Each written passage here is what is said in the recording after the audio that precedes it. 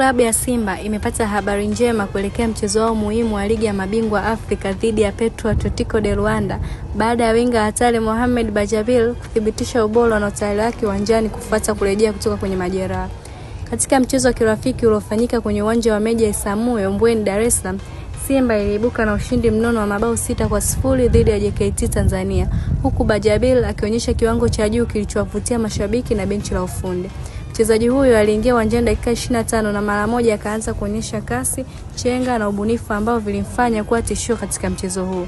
Bajabil ambaye alijiunga na Simba kutokea Kenya Police alikuwa nje ya dimba kwa muda mrefu kutokana na jeraha alilopata katika maandalizi ya msimu mpya pre-season nchini Misri. Kutokana na jeraha hilo alikosa mechi ya Simba Day na mechi nyingine kadhaa awali.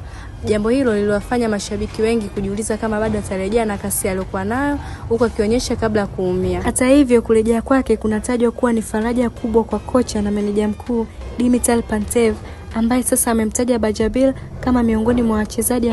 Pantev ana mpango wa kumtumia kijana huyo kama silaha kushambulia wawakilishi hao wa Angola, hasa kutokana na kasi yake na uwezo wake wa kupenya mabeki. Simba imekuwa ikijipambania vyema kuelekea mchezo huo ambapo ushindi unaweza kuwa chachu kujiamini kwao wachezaji na mashabiki. Ushindi ule wa 6-0 dhidi ya JKT ulikuwa pili mfululizo baada ya ule wa 2-1, jambo lililoonyesha maboresho kwenye safu ya ushambuliaji na uimara wa kikosi kwa ujumla. Kwa upande mwingine, Bajabil amekuwa gumzo pia katika soka la vijana nchini Kenya. Kama kiwango alichokionyesha dhidi ya JKT kitakuwa kielelezo cha kile anachoweza kufanya katika mchezo mkubwa, basi mashabiki wa Simba wanaweza kuwa na matumaini mapya mbele ya Petro Atletico. Benchi la ufundi linaamini kijana huyo anaweza kuleta tofauti na kusaidia timu kupata matokeo mazuri katika safari yao ya kutafuta hadhi ya juu barani Afrika.